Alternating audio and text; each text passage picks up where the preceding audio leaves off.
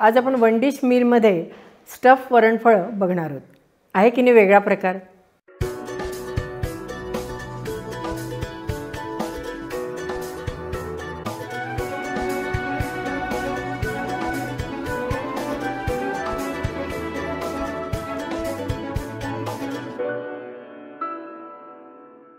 नमस्कार, मी अनुराधा तांबोळकर. अनुराधा चॅनलमध्ये तुमचं खूप खूप स्वागत आहे.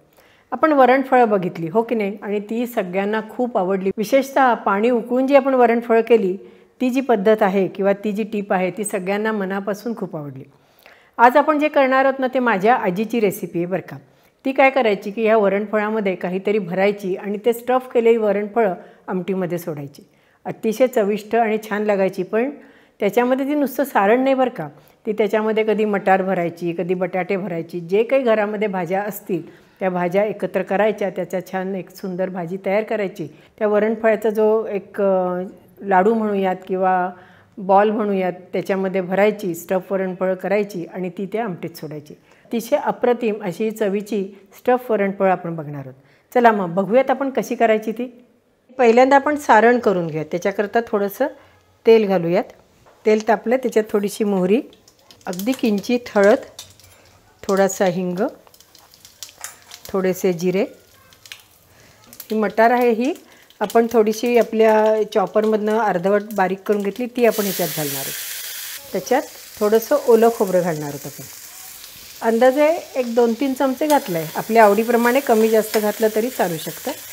हे जे सारण करतो ह्याच्यात आता आपण लसूण वगैरे काही वापरलेला नाही बरं का. पण आपल्याला आवडत असेल तर फोडणीमध्येच थोडासा बारीक ठेचलेला लसूण घातला तरीसुद्धा चालतं. कांदा म्हणा, कांद्यापेक्षा लसूण चांगला लागेल. कांदा ते उकडलं गेल्यामुळे कदाचित त्याचा स्वाद बदलला जाईल. चवीला तिखट, हिरव्या मिरच्या घातल्या तरीसुद्धा चालू शकतं ठेचून, पण आपण तिखट घातलं. थोडंसं हिंग, चवीपुरतं मीठ, थोडीशी कोथिंबीर. एकदा परतून घेतलं आहे. सारण छान चवदार झालेलं आहे. त्याच्यात आता आपण आपल्याला आवडत असेल तर गरम मसाला घातला तरीसुद्धा चालू शकतो. आता आपण आमटी करून घेऊयात. त्याच्याकरता थोडंसं तेल घालूयात. अगदी 1-1.5 चमचा तेल घातलं तरी पुष्कळ होतं. तेल तापले, आपण ह्याच्यामध्ये आता मोहरी घालून घेऊयात. गॅस लहान करू.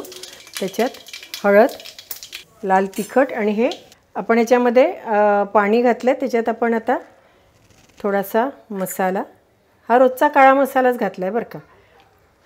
चवीपुरतं मीठ, चिंचेचा कोळ घातला तरी चालेल, पण आपण आता तयार नाही म्हणून सध्या चिंच घातली. थोडासा कढीपत्ता, कोथिंबीर, थोडासा गूळ. आणि आता आपल्या आमटीला उकळी येते तोपर्यंत आपण आपले स्टफिंग करून घेऊयात. आता आपण एक छोटीशी पुरी लाटून घेऊयात बरं का. त्याकरता आपण नेहमीचीच कणिक भिजवून घेतली आहे. म्हणजे समजा 1-2 वाट्या कणिक असेल तर त्याच्यात 1-2 चमचे डाळीचं पीठ, चवीला मीठ, नंतर 1-2-3 चमचे तेल आणि थोडीशी हळद घातली आहे. आणि आपण अशा पुऱ्या आधी लाटून घेऊयात. त्याच्यात आपण आता हे स्टफिंग भरणार आहोत. आता त्याचा आकार आपण कसाही दिला तरी चालू शकतो. आपण आता आकार असा देणार आहोत. मी 2-3 प्रकाराने दाखवते. तुम्हाला जो योग्य वाटेल तो आपण केला तरी चालू शकतो. या पद्धतीने एक आपण करू शकतो. फक्त हे जे दुमडलेली बाजू आहे ती चांगली घट्ट पाहिजे. हा एक आकार बघितला, तर दुसऱ्या आकाराने बघूया. असा मोदकसुद्धा आपण करू शकतो किंवा असं एक टिक्की टाईपसुद्धा आपण हे करू शकतो. आता तिसऱ्या प्रकारामध्ये आपण याची करंजी करूयात. जो आपल्याला सोपा वाटेल, जो योग्य वाटेल तसा आकार दिला तरीसुद्धा चालू शकतं. फार पातळही नाही, फार जाडही नाही, अशा पद्धतीने आपल्याला ही पुरी लाटून घ्यायची. त्याच्यात आता हे आपण सारण भरूयात. सारण भरून त्याला आता आपण याला करंजीचा आकार देऊयात. असं सुद्धा आपण हे करू शकतो बरं का. या पद्धतीने सुद्धा आपण एक आकार देऊन हे उकडू शकतो. आता आपण ह्याला करंजी करतो आहे. करंजीच्या कडा आपण नेहमी करतो की नाही करंज्या, त्या पद्धतीने करून घेतलं. आता हे सगळे असे आकार करून घेऊयात आणि आपल्या आमटीमध्ये उकळायला घालूयात. आता आपल्या पाण्याला उकळी आलेली आहे. त्याच्यात आपण आता हे एक आपले जे स्टफिंग केलेले आहेत ते सगळे आपण घालून घेऊयात. हे आपलं छान उकळतं आहे.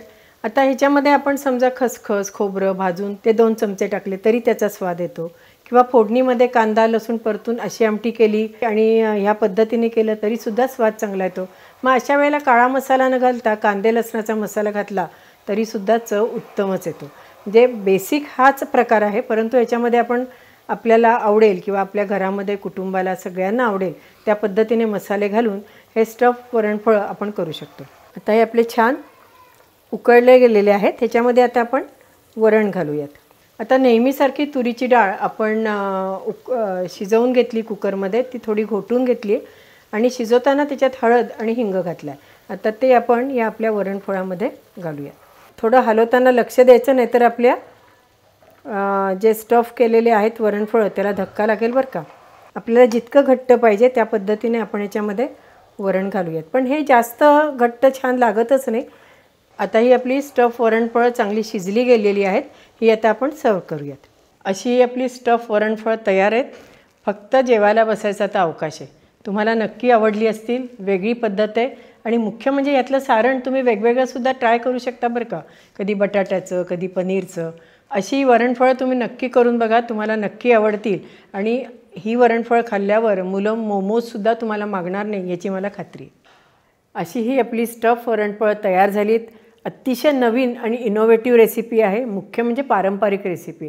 अनुराधा चॅनलला लाईक करा, शेअर करा आणि सबस्क्राईब करा. आणि हो, बेल आयकॉन दाबायला विसरू नका. तुमच्या अभिप्रायाची नेहमीसारखीच मी वाट बघते.